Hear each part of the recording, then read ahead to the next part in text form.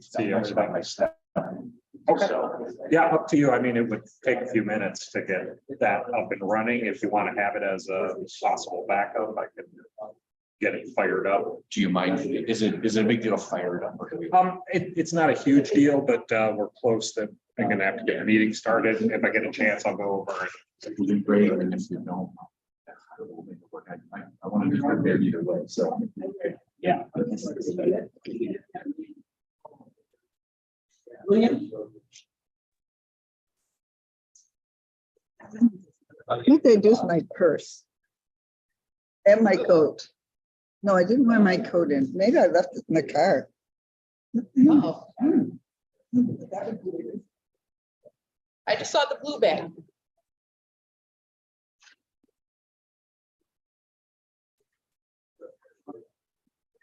Okay, then. You ready to go? Yep, all set. Ready, Freddie? All right, audience, going on. Yes. It's, Good morning, everybody. Really is on. Somebody's on. Okay, good morning. The time being 9 o'clock a.m. on this day of May 12th, 2023. I'd like to call this meeting of the Energy and Environmental Committee for Kane County to order. My name is Mavis Bates. Welcome to the brave new world of post-COVID. So let's First meeting. Congratulations for the first meeting post-COVID. we are the first meeting of post-COVID. And thanks be to everybody for helping us all get through this. Clerk, please call the roll. Allen, Caius, Vice President. Roth, Roth here. Strathman, Strathman here. Young, here. Tarver, Tarver here. Bates. Bates here. You have quorum. We have a quorum present in the room. Wow. Okay, that's the rule, right? It is. May I have a motion and potentially to approve the minutes of April 14th, 2023. And Roth will second it. Caius and Ross. Thank you very much.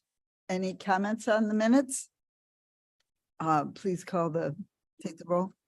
Allen, Caius, Guys, yes. Roth, Roth, yes. Strathman, Yes. Young, Young, yes. Tarver, Tarver, yes. Bates, Bates, yes. approved. Thank you very much. I believe we have public comment today. Please come up and speak. Oh, is this my list? Okay, this is Mr. Brian Marr and his wife. Joan or June? June, okay, please. Right. Good morning. We live in Geneva Township. I'd like to thank you for this opportunity to speak because I'm sure it's tough to get in. People are probably clamoring to speak to you folks, I'm sure. Days. Some days. On a rainy Friday morning. Yeah. We have some handouts. Unfortunately, we only have 4 because our printer ran out of ink, but if my wife could disseminate some of these to several of you, if you're interested, is that okay? Ivy, could you maybe? Could you? There you go. Thank you. It does have my email on there if anyone has an interest in contacting me afterwards. We're just trying to raise some awareness about on the east side of Geneva at the northeast of Kirk and Fabian, where 38 goes over the railroad tracks. There's what's called the MIF development being planned out there. There are 5 buildings on the development. 4 of the buildings are on farmland. God bless them. That's great. That's great. Excuse me. The 5th building, as you can see from the handout, is scheduled to be on top of some woods back there. Well, these woods contain what we initially talked about as pre-settlement oaks, meaning they were here before the city of Geneva, Aurora, whatever towns you all come from. Some are over 300 years old based upon the diameter, the trunks, and the height. In doing a little more research, we also discovered that 2 of these trees are what are called witness trees. If you're not familiar with witness trees, obviously you can Google that. But short story is that when the state was being platted back in the early 1800s, they used trees as landmarks.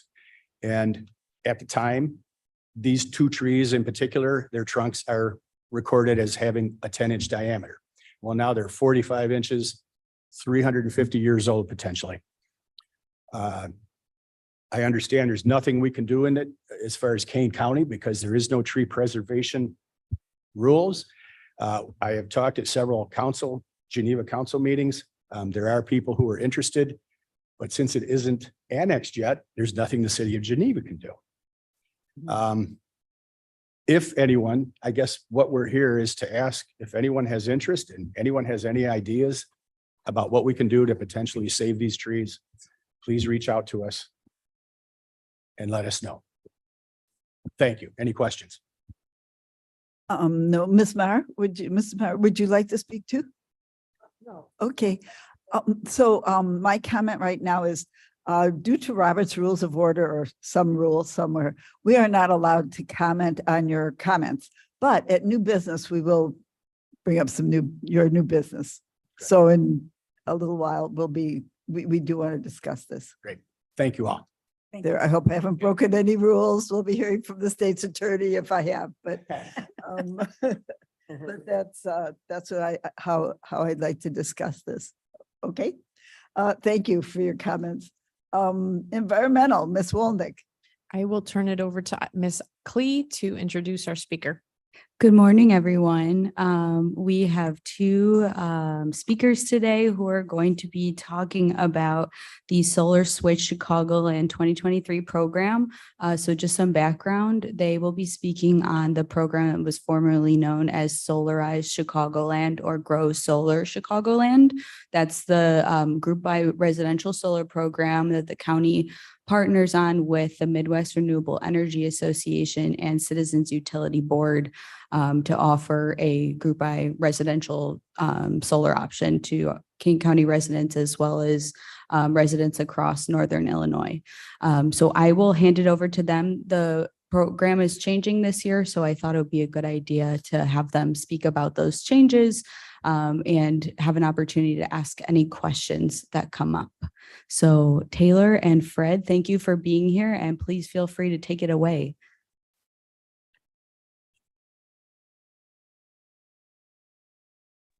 Hello.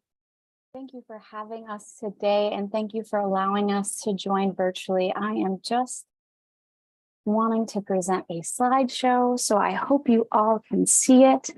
I am a visual person, so I find this helpful. So again, thank you. I hope you can all hear me. Please speak up during any part of this if you do have questions or concerns. I'm just going to cruise through these slides, however, and we will have a moment at the end to chat about any questions or perhaps in new business. So again, my name is Taylor Ball. I represent the Midwest Renewable Energy Association or the MREA, and we've had the pleasure of working with Kane County with our Grow Solar programs. And this year we'll be doing Solar Switch Chicagoland. I am joined by Fred Wu, who can also participate in answering any questions you may have. So I just want to chat a bit about the success so far with these programs, highlight the timeline as that looks a little bit different than our traditional programs, emphasize what it means to be a partner and how to promote programs, and just overview and questions. I would like to note that the MRA has hosted 60 of these programs since 2013, and we're very excited to bring it back to the Chicagoland area. So I would like to also highlight our 2022 partners, and Kane County and Sustain Kane were both partners of our program last year. So thank you.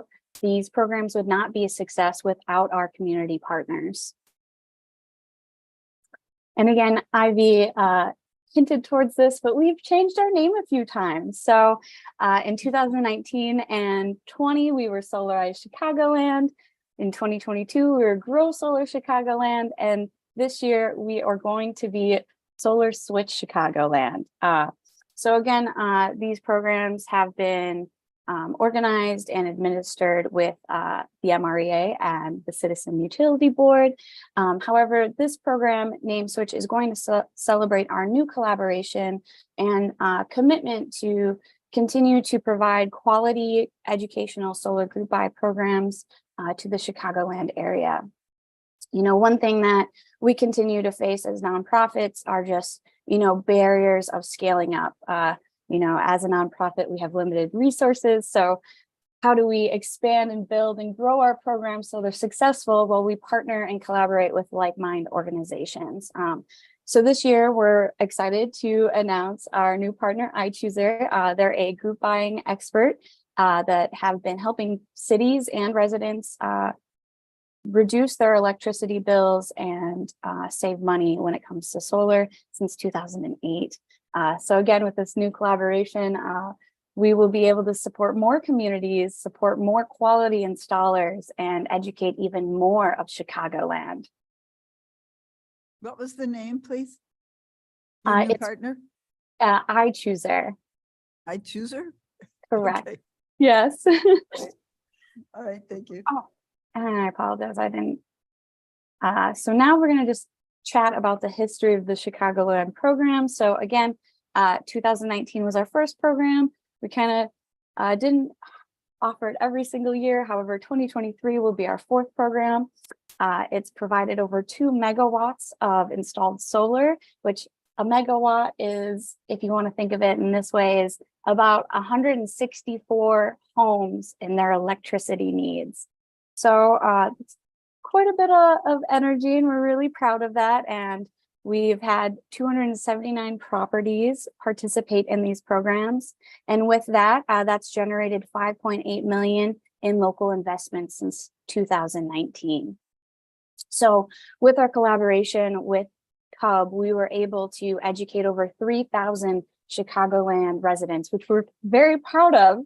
But again, you know, really thinking about the population of Chicagoland, you know, it is kind of a drop in the bucket. So we're really excited to expand our impact with our new collaboration, and again with partners that we've been so grateful to have since the beginning of these programs. So just highlighting this timeline, again, it looks slightly different than our original programming, but again, this is to better adjust more people and also allow the option of more installers to participate. So there will be a registration process. These folks will be able to give the software that we'll be using their personal information so they can get a custom quote. In the meantime, they'll be selecting installers with a reverse auction, which will start July 5th. Then all offers will be out for folks to see what their solar journey would look like through the program, August 8th. Then there will be a post-auction campaign, and we'll also be hosting solar power hours throughout this timeline to again educate folks how the program is going to work, Solar 101, what they need to consider if solar is right for them and their property. And then there will be a deadline to participate, and that has been a thing in all of our programs. This just incentivizes folks to participate, but also put an end on a program. And then installation deadline will be February 6th of 2024. And this is a 6-month window for the installers to complete the projects, but also again, incentivize an end of the program. And we do hope to launch another program in the spring of 2024. So moving forward, just highlighting what it means to be a partner. So in the past, and this still remains the same, allowing the use of the logo.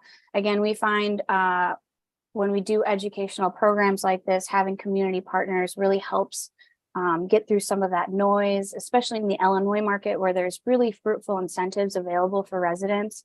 It kind of helps us, you know, make us more credible. And we do ask to have your logo on educational. So our solar power hours, for example, and promotional materials, so flyers. There is something new that we're going to explore this year that is direct mailers. And we're really excited about this opportunity. And I'm going to talk a little bit more in depth about that in the next few slides. However, we just ask if you can help spread the word about this program and the solar power hours through your typical communication lines, whether that's, press releases, newsletters, social media, next door, whatever is available to your communication team. And we will provide resources, so it makes it really easy to help promote the program. And then we are excited that King County is going to be one of the first county partners to host a in-person solar power hour. And I believe that's June 7th, though I am just pulling it out of my head right now, but very excited to be able to do that with you. And then diving deeper into this direct mailer. So the MRA in the past has tried doing direct mailers. However, we just didn't really have great luck with it. But again, as a nonprofit, we didn't really have a lot of resources to utilize this. So this is a draft, the first half of the direct mailer that we would like to push out. And with our partner, iChooser, they have had the ability to send out direct mailers and gather feedback. And they find that they're more valuable and impactful if we do have the county or the city, but in this case, the county, part of this direct mailer. So again, we'd like to use your logo, and then Ivy has been so kind to list her name on this. So thank you again. And again, this is just going over what this program is, right? So we're saying that we're bringing back our group buy program for solar. How do you register, which they'll have their own county specific one that they're able to utilize, and that there's no obligation. And again, this is an education program, and you'll have the option to go through a vetted quality installer. And then again, this is just breaking down how it works, saying some of those important dates. Again, with this, instead of doing our traditional RFP process where we only choose one installer to serve the entire community of Chicagoland, we'll now do an auction process, which again can allow for more qualified installers to serve these folks. Then they get that personal recommendation. So again, not every home is equal. So each folk is going to receive a customized quote to reflect what they would want, or need for their site or their home. And then when they need to decide, and then how the installation will work. And again, the idea of this direct mailer is just another avenue for us to promote these programs. Again, we find that having the community representatives together with our program just helps us get farther, kind of combats through some of that noise, and helps folks feel better that this is not, a fly-by-night company program. This is a community program where education and customer protection is really like the goal of it. So I zoomed through that again, but just as a reminder, we definitely have time for questions. I don't know where in the agenda those are, but absolutely you are welcome to ask questions. But again, just going over it again, Solar Switch, it's the same program as it has been. It just has a new name to, again, acknowledge that it will be a little bit different, but the goals are still the same. It's an education program that's going to give the opportunity for residents to get solar at a more affordable rate. The program website will be available May 29th. And again, the Kane County will have their own link that they can use. And we do hope to launch the program for during the week of June 5th. And with that, that takes me through questions. So if you do have questions, you do see that our emails are available, and we're very excited to bring this program back. And I'm very excited to work with King County. I was born and raised in Elgin, so super excited that my work brings me back home. So with that, I'm going to stop talking because now I'm at the point where I'm rambling, but thank you again for giving us this opportunity to speak with you. Thank you, Taylor. Thank you so much, Taylor. And before we get to questions, I did just want to bring up the direct mailer is new. as a part of this program. And I've talked with Julie Mann, and we're going to be working together to make sure that everything coming from the county communications wise, that we're working together on that. But it would be great today to receive a consensus from the board members, the committee members here, that we want to move forward with that direct mailer when the time comes for sending that out, because that's a new part of the program. Chair. Mr. Caius? Caius, yeah. What's the cost of the mailer? Is it? There will be no cost to the No county. cost. Yes, that's the consensus. then. Consent. Mr. Roth, are Roth you just consents too. raising your hand or your thumb? No, I'm just raising my Okay. thumb. I'm good. Yes, too. that certainly Strathman. takes- Yes, and may I have a consensus from the committee that that would be a great idea? Okay. we're bobbleheads here. Any other, should we take questions now? Any other questions? Well, I have some questions. Oh, Mr. not a Caius, question, go but a ahead. comment. I'm really excited to see the program incorporating the education process, because that seems like I got my solar like 3 years ago and it just seemed like it, but not through this program, because I was very impatient.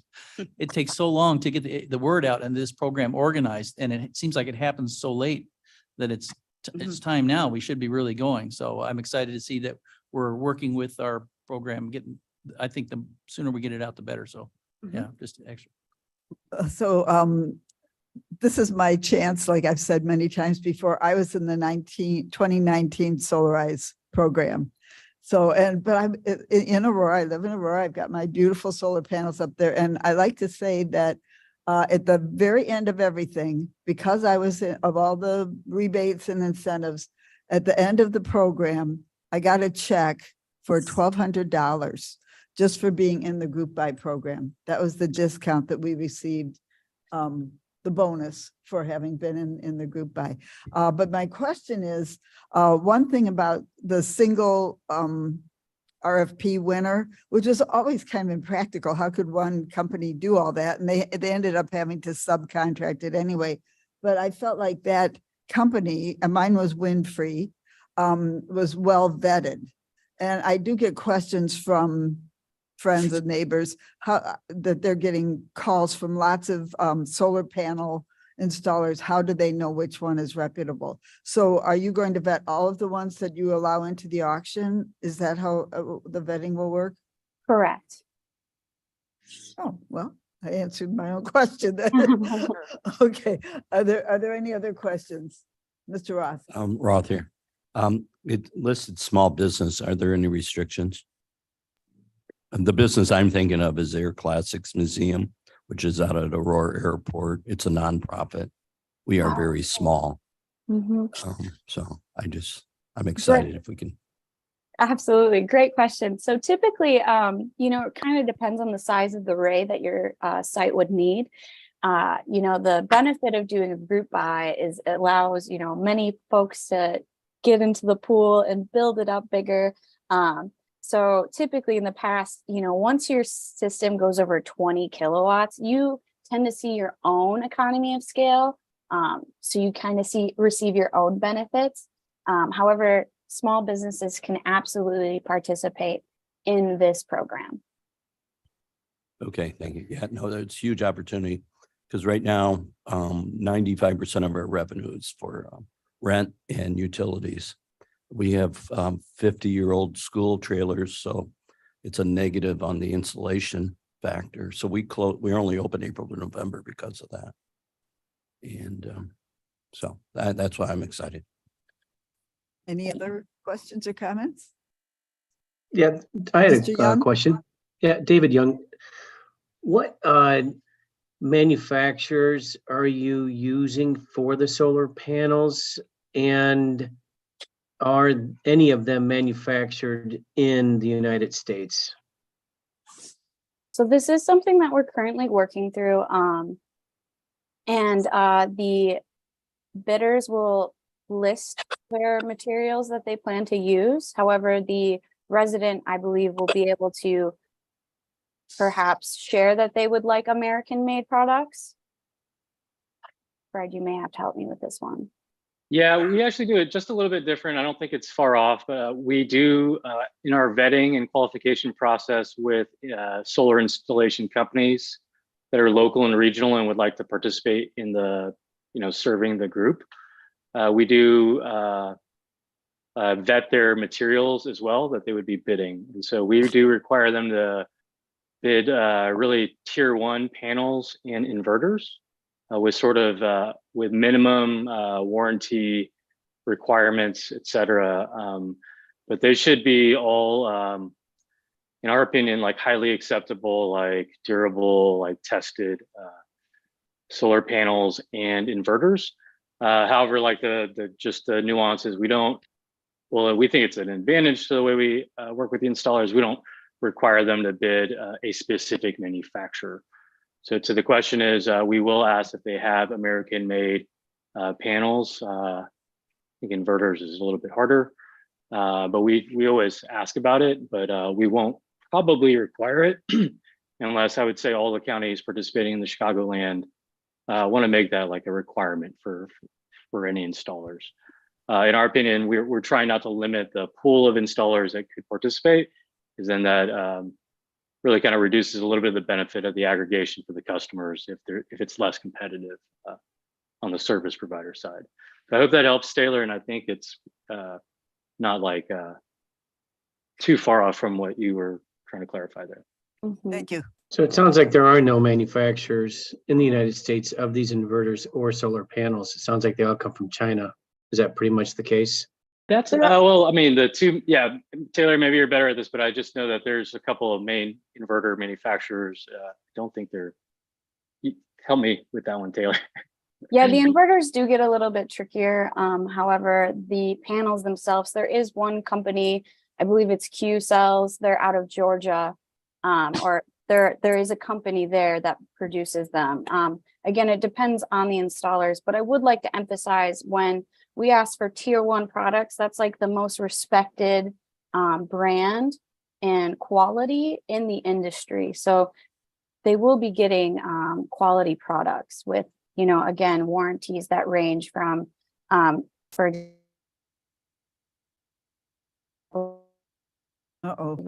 we lost Ms. Taylor for a moment. I wanted to comment that when I received my solar panels through this program, they were made in the USA. That's what it 5-year said. warranties minimum. The inverters can have any. Oh, we've Okay. lost you, Ms. Taylor. No, that's okay. You kind of answered the question and kind of didn't, but that's fine. If we're going to support this as a group, I would prefer American-made products, because if this is going to be something pushed by Kane County, we want to be supporting United States jobs and not made in China. And I just wanted to hopefully everybody agrees with me, but that's my feeling. Okay, thank you, Mr. Young. Any other questions or comments? Okay. Thank you. Oops, Ms. Taylor. I think we lost her. He's trying to get Yeah, back in. okay. There's no vote on this at all. This is just informational today, correct? Mhm. Thank Yeah. you. And we'll be having a solar power hour in person June 7th. So I could send that information out, and I'm pretty sure we're going to do another one later in the summer online. So I will notify everyone of when that's happening, and that'll be another educational event. Great. Yeah. Thank you. Thank you. Madam Chair, Caius, Yes, sir. I'd speak to Mr. Young's comments, and I think that's agreeable that we should be looking at, if we can, first at made in the USA products. And I would second that or third it, whatever. Yes, I agree. Yeah. Well, there's a comment in the chat from Ms. Taylor. Just wanted to emphasize that the details of the products used for the program is still to be decided, but it will be quality products. Yeah. And as possible, I'm sure we'll be using made in the US. Okay, Kane County Online Stormwater Infrastructure Mapping and Tools. Ms. Mr. Bickey. Good morning, members of the committee. My name is Rob Linke. I work under Jody in the King County Environmental Water Resource Management Department.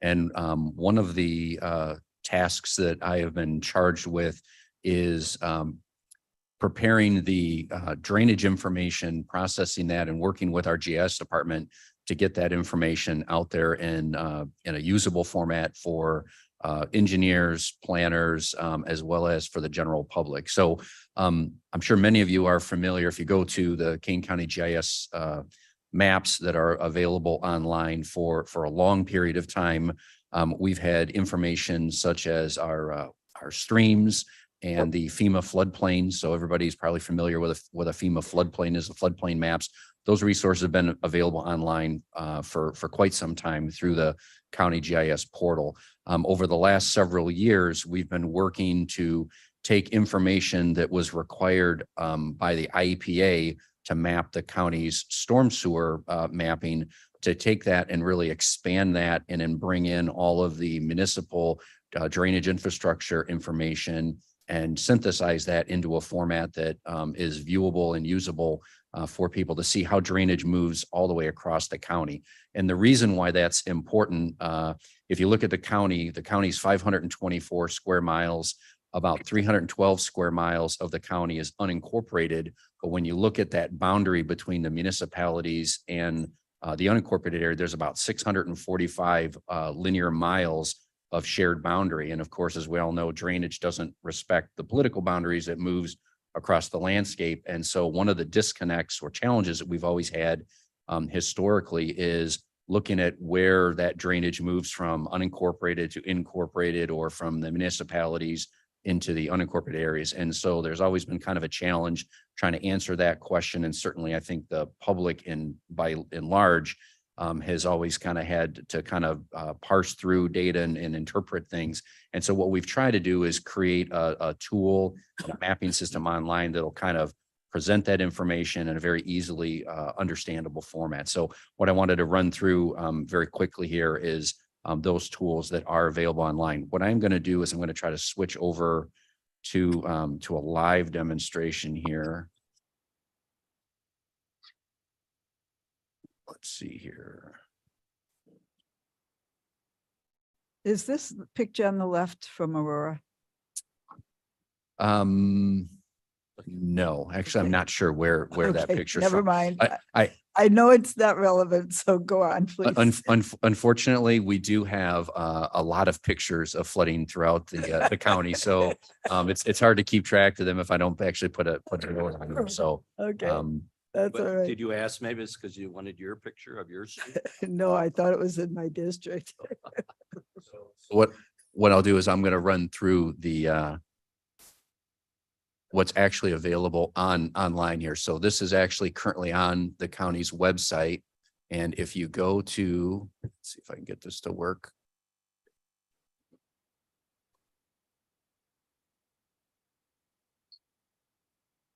The mouse is Put a piece of paper on. less than cooperative.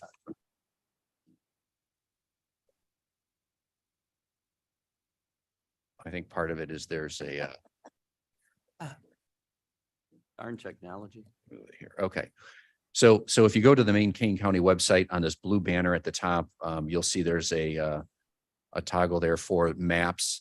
And again, this is done through our Kane County GIS Technologies Department. They've done a tremendous job with putting together a whole series of maps.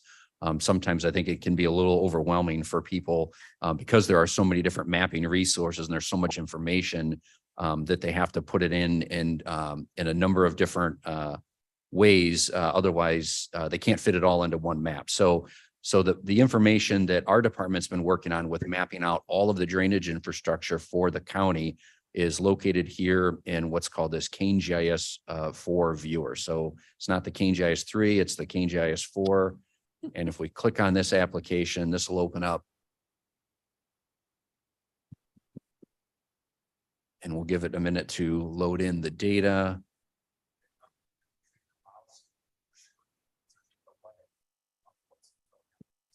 Yeah. Yeah, thank you. I see that. Yeah. It took me a minute to figure out the delay between what's being shown online and what's on the screen here. So we'll just kind of zoom in here to Geneva and we'll turn on some aerial photos. So this is all the information that's historically been online and available to everybody to view. What is new is under the layers section, we have a tab. The GIS department was able to create this tab called stormwater for us. And here they were able to put in the information that we've been mapping, storm sewers, drain tiles. So far, working in coordination with the municipalities, the county's mapped a little over 2,400 miles of storm sewers and culverts. So that would be all the railroad culverts, driveway culverts, culverts under the roadways.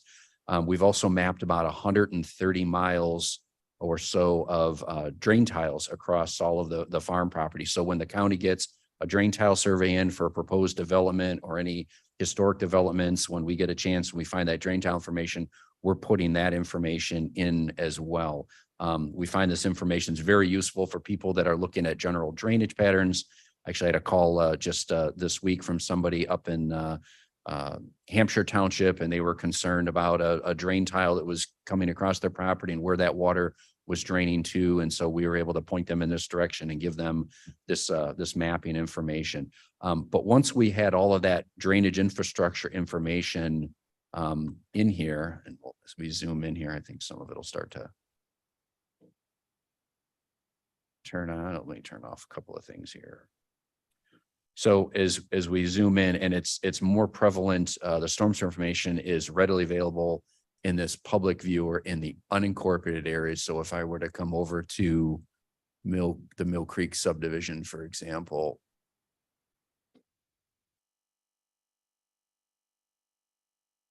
Oh, that looks just like Mill Creek. So you That can see- circle, that loop.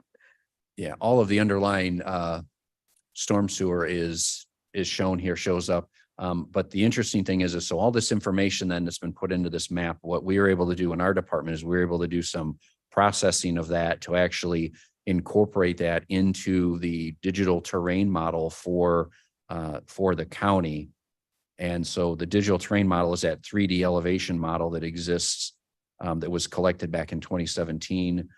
There's a couple other layers here that I want to just demonstrate. So all of the detention basins for the entire county have been mapped out. So again, through both the municipalities and the unincorporated areas. And if you click on that information, you'll see a box that'll pull up. It'll tell you who owns it. If it's a publicly owned basin, it'll tell you who owns it. It'll tell you the year that it was built. This is back in 1999, and then what jurisdiction it falls under, if it's Kane County or a municipality, and so on and so forth. So we're trying to put this information in to better help people to be able to access this information. As you know, drainage is it's considered open infrastructure. It's not like a sanitary sewer or water main that is a closed system. There's kind of some security reasons for not showing that information, but obviously the drainage system is open to everyone. This is particularly useful if there were, for example, let's say a spill that occurred. This is something that we want first responders to be able to have access to without having to know which, public works director or city engineer, county engineer to call. So we felt this is really important to get this information online. And of particular importance is this additional tool that we created that takes all of that information. All of that information then again is put into this digital elevation model, and there's this tool called a stormwater trace. And so when you activate this under themes, you click on stormwater, and you can see here over on the left, it says click a location on the map to trace the stormwater flow. So anywhere in the county, if you were to click, once that tool is engaged, it's going to run a little routine. It's running in the background. It's looking at all 2,400 plus miles of storm sewer, plus the thousands of miles of overland drainage that you see represented in these blue lines. And then it actually traces out how that water gets from that point. So in this case, we'd clicked here on this circle, and it actually shows how it moves through the storm sewer system, into the detention basins, through the open channel, and then ultimately here into Mill Creek. And then it traces it all the way down to Mill Creek, all the way down to the Fox River. This is a sewer line? So Or well, this a is the creek. actual drainage path. So this is going through wherever the nearest inlet is in the street or in your backyard, it actually moves through that storm sewer system, traces the path where the storm sewer moves out, comes out here into this detention basin, traces it through the detention basin, through the outlet, moves through this wetland, and then down this open channel and ultimately into. That's an open channel, the straight line, just a, Yeah. Just a So little this ditch or green- something? The green line represents the flow path. So it could be a sewer, it could be a channel. okay, all all right, of- thank you. Yeah, all of that is represented in there. And so this is useful, obviously, for landowners if they're curious on where their drainage goes. Again, it helps in that public education and outreach component for people to kind of have a better connection with what's happening to their stormwater. It has a lot of uses for obviously professional practitioners, drainage engineers, planners that are working on drainage investigations, watershed planning, things like that. And then, as I mentioned earlier, what we're particularly excited about is having this tool available to our first responders in the event of a chemical spill, a gasoline leak or something like that. Mhm. This would allow them to go on and to be able to trace that out. So for example, if something happened, and again, while there's probably a low probability of something happening in a subdivision on some of our city streets, and that if something like this were to happen, this would allow them to be able to trace that flow and put in practices, get out ahead of it, the oil absorbent booms or plugs and things like that before it gets into our streams and more importantly, the Fox River, which we know, we have about 300,000 people that rely on the Fox River for drinking water, for example. So it's really important that we're able to get out and in front of that. So that's the tool that we have available. I just wanted everybody to be aware of that. Later on this year, we'll have another tool that will be added onto this, and that will give folks the ability to click anywhere on the county map and then to be able to look at what the drainage area is that's coming to that particular point. So this first tool is able to answer the question of where is my water going? The next tool that we're working on and getting that put onto the public site is this tool that will map out what's actually draining to my property. And so with that, if there are any questions. So we had that gas station, terrible gas station leak last year. Remember that, Jody? Was this used at that time to try to stop the spill? So the online tool was not available. Okay, so at it that would be time. used. Right. next- So hopefully right. So what we were next time. using is we actually had to print off the map. So in that case, Jody and I actually received the call the next morning. We printed off maps, went out there with the hard copy maps, and we're giving those to the fire department and the environmental crew that was out there on site putting out the protective measures. And so all of that had to be done manually. So that was kind of a good reminder of the importance of having this information That's available, great. getting this out. We took this information and I presented to, worked with OEM, and they had a meeting of the first responders, I think it was about 2 months ago. And so we presented this information to them as well. So Okay, great. we're kind of rolling this out. We just wanted everybody to see this, that this was available, and feel free to share with your constituents. Thank you. Thank you. Madam Chair, I have a question for Rob. Dross. Is this custom app or is this a tool that you get from one of the GIS companies? Well, so this is an application that was actually, we did the mapping of how the drainage patterns are in our department, but then we worked with our GIS technologies department. So Tom Nikoski and Jason Verachter and their group, they actually wrote the code that takes advantage of this network mapping and puts it on the tool for the county. Yeah, I actually was involved in GIS over 30 years ago. And in the Okay. beginning, it was just latitude, longitude. So it was very primitive. Yeah. So again, it is important to point out, there's a lot of information that's kind of running in the background here. Oh, yeah, yeah. No, I understand. And so that it's been kind of an interesting process. And then frankly, it's an ongoing process as we're adding new information as development continues. We don't have 100% of the storm sewer mapped. I would say we probably have somewhere around 80% for the mapping geeks in that. We currently have about 120,000 individual storm sewer segments mapped out and about 70,000 inlets. It's going to be around 180,000 total when we're all said and done, but all of the main lines are all represented. in there Okay, right thank now. you. Thank you. Thank you, Rob. That was great. Mr. Caius. It's a very cool toy, very cool. And, or tool. Tool. Well, as you will. You probably do this, figure this stuff out instead of doing jigsaw puzzles because it's productive and it's just a lot of fun. And your little slide lead in was very valuable. I already looked up a bunch of stuff when I first looked into the agenda here. So thank you. Good pictures to click on this, click on, so it's very simple to get through a really complex system of where you want to go.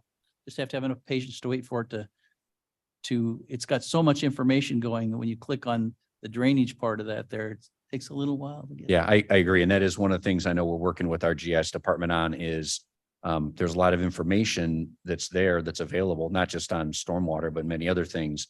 But from the stormwater perspective, how do we synthesize that down and create very easy to understand ways so that people can actually access the data and understand what it means. So we're getting there. So Okay, Thank you. your Thank little you for this. tutorial is great though.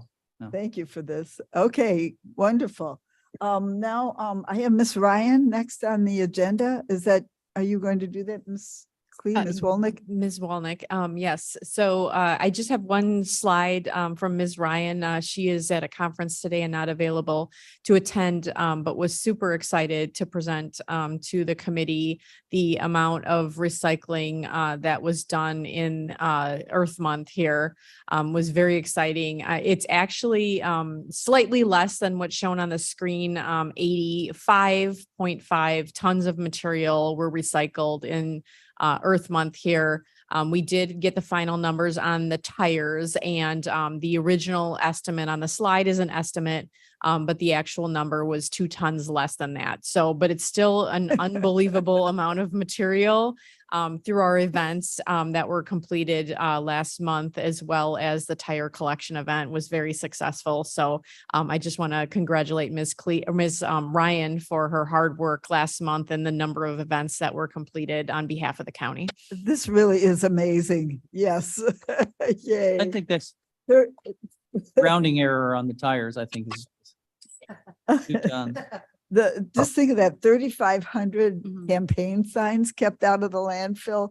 This is quite amazing. I would like to know, Miss Ryan, someday, how many semi trucks this would fill, because I bet it's a lot. Yeah, in the campaign signs, because this is by weight, obviously don't fully reflect the volume of campaign signs because they're incredibly light. So volume wise, it was significant. And keeping those cubic yards out of the landfill, that is amazing. So thank you, Miss Ryan, and everybody else who helped with that. So now we will move on to Ms. Clee. We have a resolution today. Yes, I have a resolution for authorizing a statement of support for the state to nominate Interstate 88, I-88 for the alternative fuel corridors designation. Would you like to explain it, please? Sure. So this resolution is a statement of support on behalf of King County for designating I-88 as an alternative fuels corridor. The Department of Transportation put out a notice of funding opportunity for charging and fueling infrastructure for a grant. And as a part of the grant guidelines, there was $700 million separated into 2 different grant categories. One was $350 million for community charging and fueling program grants, and the other $350 million was for alternative fuel corridor grants. So those are all interstate highways that are designated as such.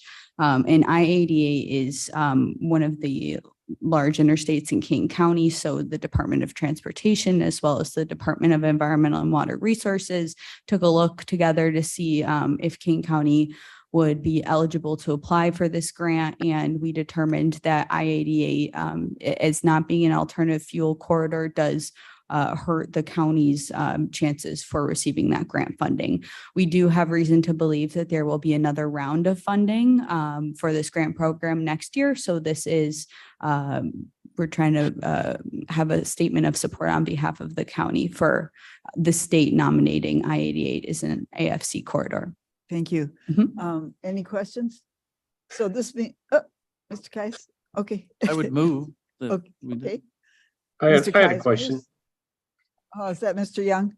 Yes, this is David Young. Please go ahead. So would these be Charging stations, it would be free to the public. Is that what? It would be available to the public. I don't think they'd be free. That's my It's, question. The funding is for charging station infrastructure, so funding upfront to be able to install the charging stations, to pay for that, to pay for any electrical work that would need to be done. I don't know the specifics on if those charging stations would be free, but I would assume that the people using them would have to pay for the electricity because electricity would be billed to whoever the charging station whoever owns the charging station and what land that's on. Does So that would- answer your question? Kind of. It's another question though. If the state is going to be installing the charging stations, then is it going to be on state land, or is it going to be private land, and then it's going to be like a public-private partner? Is it going to be like I'm just thinking like there's Right, I think you're a right. Meyer Mr. Young. station or something like that, and all of a sudden there's a Meyer gas station or a grocery store or whatever, that's owned by a private company. How does that work? Ms. Wolnick. It would be federal grant money that would come to the county, and the county would work with the individual landowners that are within a mile of the exits on I-88 to determine the best location. So it would be a joint partnership between the county and the individual landowners, because we don't actually own any land along that corridor. And then the landowners would then take responsibility for the stations. So we would be providing the private property owners with the funding to do the electrical work and the actual installation of the charging station. Many of those fast chargers, especially at gas stations, are cost prohibitive to the gas stations themselves. And as the vehicles become more prevalent, there'll be a need along our interstates for those charging stations. So this kind of gives those individual businesses a leg up to move forward and get that infrastructure installed. And then they would take over responsibility of the operation and maintenance of the stations. So they get a free charging station from the state and the county, and then it's From the federal based- from the federal government. Okay, The but grant it's is still- federal. Okay, but you get a federal grant from, let's say I own a piece of land and all of a sudden I'm going to get a charging station, and it's going to be free to me, and then I charge you to use it, and I make money. You That's a actually great thing for don't, me. yeah, you don't actually make money on the charging stations. We are operating several of the charging stations, and we're just covering the cost of our electricity and the networking fees. So really it's, in moving forward, it's going to be a very cost neutral venture for anybody willing to install these charging stations. Where the profit is going to come in, if you look at the Chicago Premium Outlet, for example, is they're bringing business to their business. And so that's where the profit margin is going to be, is that it's going to attract people to come to their business to charge their vehicle and then spend money at the restaurant or within that business.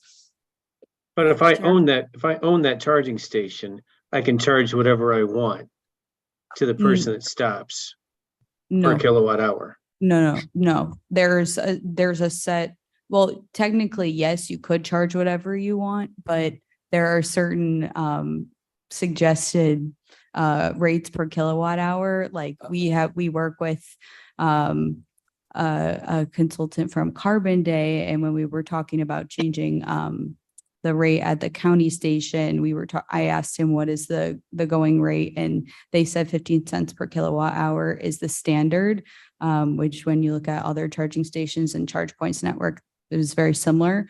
And I asked, what about rates that are higher than that? And he said, then nobody would come to that charging station because it's going to be less somewhere else. And the way that the Well, charging maybe. station. I mean, maybe. I mean, if you're at a convenient location and you need to charge your vehicle, you just may just pull it up and charge it. I mean, I that would just, I would just add to, I mean, there's going to be a pretty significant agreement between the county and any of these landowners. And if we're concerned about putting in this infrastructure and then a landowner overcharging, that definitely would be something we'd want to include in the agreement as to the maximum rate that they would be allowed to charge based on the electricity price. but you shouldn't be able to do that as a government entity shouldn't be telling a private individual what they can charge or cannot charge. Well, it's an agreement for them to get a free charging station. And so it's their decision whether they want to work with us or not at that point. Thank you, Madam Chair? Ms. Skolnick. Ms. Strathman. I am so happy to hear this. Last year on a trip to Colorado, with my. Mike, plug-in- please, I don't think you're Am I not on? loud enough. Oh, there we go. Last year on a trip to Colorado, my plug-in vehicle, we couldn't find places to stop and plug in. We even called ahead and were told, sorry. And I'm so excited to hear that this is happening. This is gonna revolutionize travel and all kinds of things. This will be great for many, many things, including the economy. I'm happy, very happy to Our hear this. economy. Yeah. Great. Mr. Roth. And something Mr. Young said, I mean, it is supply and demand. So the more chargers that are out there, it's going to keep them, because like you said, it's like a gas station. The more gas stations, the competitor, you're going to go to the less expensive gas station. The other question, can we use the grant money to build solar panels at those, and that it would lower the price of the electric? No, this grant Just thought funding I know. I is just thought I'd focused ask. on the charging station infrastructure, Yeah. but that's a great idea. Yes, For another grant. yes, I know. Any other comments? Please call the roll. A point of order, I think I moved, but I don't think there was a Need a second. second. Strathman will second. Caius and Strathman. Ben Thank will you very second. much. Plug in here. Alan? Aye. Caius? Yes. Roth? Roth, yes. Strathman? Yes. Young? Young, no. Tarver? Tarver, yes. Bates? Bates, yes. Passes with 1 no. Thank you. Our next item on the agenda is sustainability program updates. Thank you. So I'm going to be just touching on a few quick updates. Next slide, please. Oh, I might have the clicker. Clicker. Okay. So last Saturday, the 29th of April, I was at the Elgin Earth Summit. These are just some photos. This was the first time Elgin hosted an Earth Summit. It was pretty successful. I think they had a really good, nice turnout. It was at Elgin Community College. And Kane County hosted a community listening session for the climate action plan, or the climate action implementation plan. These are just some photos of the presentation room and the speakers. On the left is Tom Armstrong introducing the Earth Summit. And then on the right is Ted Redmond with Pale Blue Dot giving the presentation on the county's community listening session. So there were a decent amount of folks in the room there. Just some more photos. We had a really nice turnout and a lot of really great questions to kind of get the discussion going. And it was overall a great event. And just some updates on the solar project. The solar team is on site full time until project completion. So we're kind of in the last couple months of construction and wrapping things up, which is very exciting. The solar panels should already be on site. If not now, then soon, within the next week. They've been taking the solar panels from the parking lot and trucking them to the field. And they'll be putting those on whatever days make sense weather-wise. The final electrical items will be completed shortly. They're working with building management as well as ComEd to schedule building shutdowns. And they'll be also working with Judicial Center staff to make sure that the county is prepared for building shutdowns. During that time, they'll turn off the electricity and power and hook up the solar array to the Judicial Center building meters. And there will be 3 points of interconnection from the solar panel array to the judicial center. So we will begin to see progress move quickly on the field, which is exciting. Very exciting. And To go back just a little bit. Yeah. One, do we have a expected date of flipping our switch? I believe it's June. Did we say June? End of June? End of June is what we're aiming for. Okay. Yes. Are we having a Keep you- party? We'll keep you posted on if that date changes. Okay. And yeah, we'll let everyone know when Okay. when we're Cake? planning on. Never mind. Okay, but moving right along. And I did want to share some information on this grant program that I applied for on behalf of Kane County. So our department was contacted on behalf of the Department of Energy that Kane County was eligible for the Energy Efficiency and Conservation Block Grant Program. The program is designed to assist states, local governments, and tribes in implementing strategies to reduce energy use, reduce fossil fuel emissions, and to improve energy efficiency. The format of the funding is formula funds that are available for energy efficiency projects from the State and Community Energy Program Office. So that's the office that's running the program. Kane County, it was allocated $286,000 for energy efficiency programs. The total program funding is $550 million. And just some background history, this program did have a round of funding over 10 years ago, and the county received about $2 million to complete energy efficiency projects. At that time, Karen Koski was the one to implement that, and I have some information on the projects that were completed as a result of that funding. So we're excited to take advantage of this funding and implement energy efficiency programming and projects for the county. I will provide updates at the next meeting. I think we should have more information on what kinds of projects we'll be looking into. So stay tuned. And at the same time, we are also receiving information from the Department of Energy on what assistance will be provided to the county as a part of the program. So we are staying in the know. Thank you. Yeah. For applying for that and giving us $286,000, Ms. Yes, Glee. it was an easy grant application because there was already funding allocated. Right, but you had to apply Yeah. or lose it. Yeah, you had to open the email. You have to do the work. Okay. Yeah, thank so you. we're excited about that as well. And I believe that's all I have for today. Are there any questions? Any questions for Ms. Klee? Okay, thank you, Ms. Klee.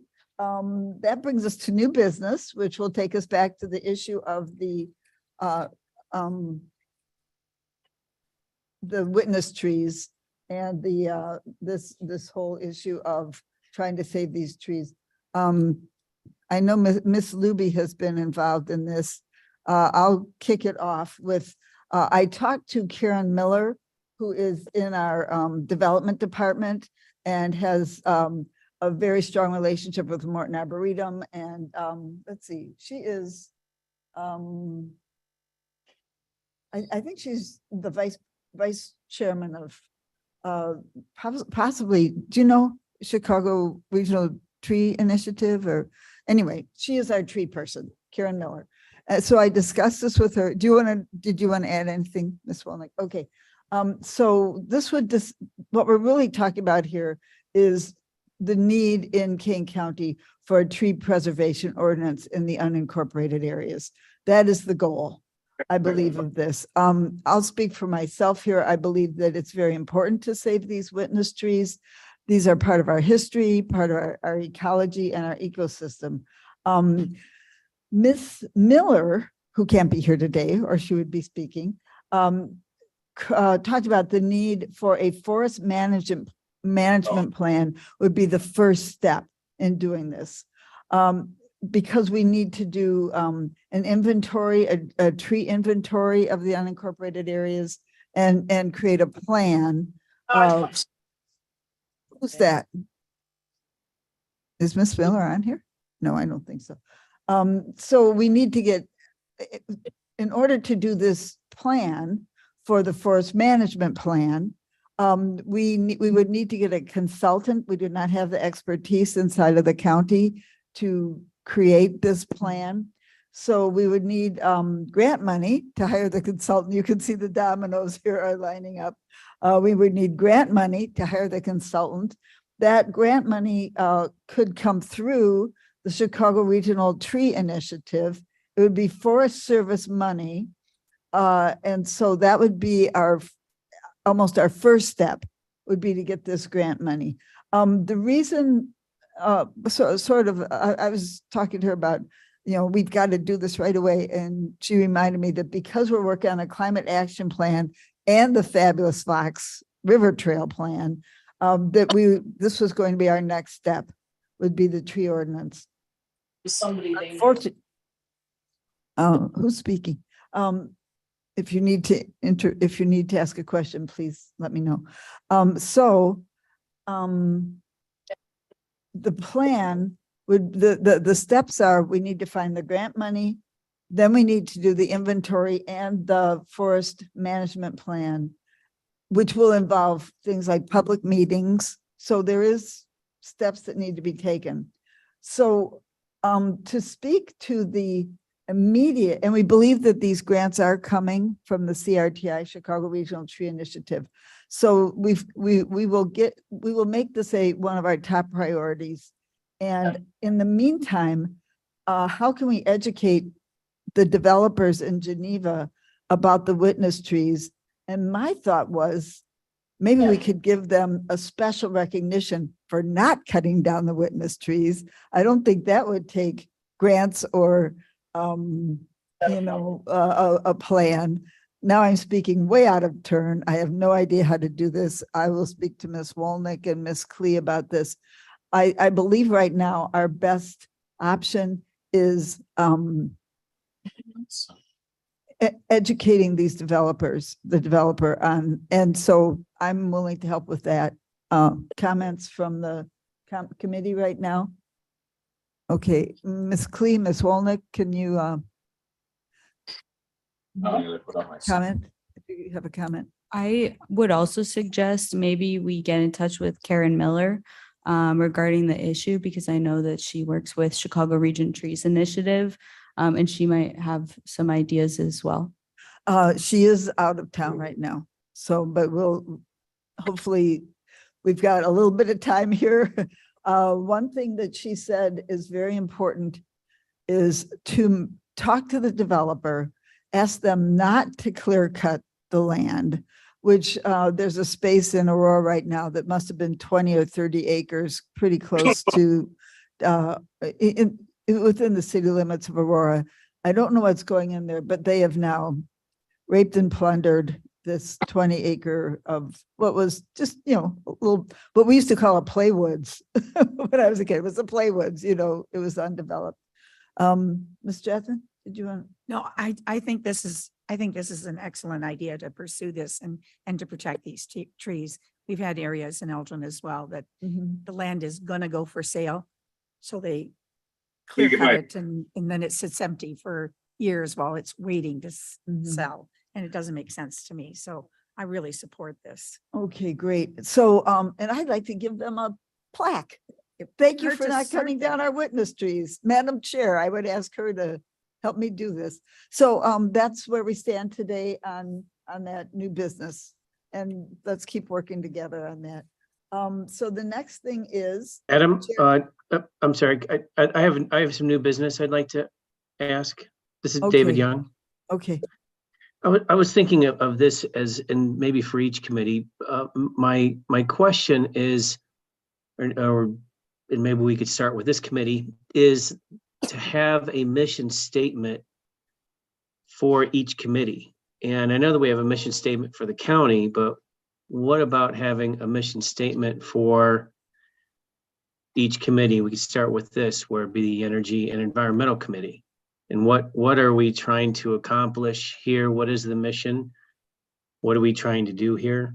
And maybe we have something in writing that you could send to me, but it sounds to me that for energy, all we seem to be talking about for energy is solar panels and nothing else. So if we're going to be a green, maybe that's the mission statement that King County is going to become green. I don't know, and only have solar panels. But I'd like to know what the mission statement is for this committee. And if we want to talk about it, we can talk about that, or maybe in the future we could talk about it, or maybe you already have a mission statement for me. Ms. Wolnick? Yeah, we do have, in several locations, including on the website and the budget book, there's several different versions of what Mr. Young is talking about, but we can gather those together and bring them forward to the committee and see if we want to make any changes to that. Okay, thank you. Thank you, Mr. Young. And we do have a plan every year for this committee, so we can talk about that too. Okay, my comments involve, I would like to remind everyone that the Aurora Green Fest is tomorrow and Cub will be there. So there may be, I'm hoping that they will be talking about Solar Switch at the Aurora Green Fest. So it's at Frisco Community Center at the corner of Lake Street and Illinois in Aurora from 10 to 4. If anybody wants to volunteer, you are welcome. Please go to our website, auroragreenfest.com. And thank you once again for a great meeting. Thank you to my staff for all the wonderful work you do. And may I have a motion to place the reports on file? Alan moves. Alan moves. Strathman seconds. Strathman seconds. Call the roll, please. Alan, Aye. Caius, Guys, yes. Roth, Strathman, Yes. Young, Young, yes. Tarver, Tarver, yes. Bates, Bates, yes. approved. Thank you very much. We have no need for executive session. May I have a motion to adjourn? Motion to adjourn? Strathman, Aye, second. Caius. Favor? Aye. Aye. Thank you very much, everybody, as always.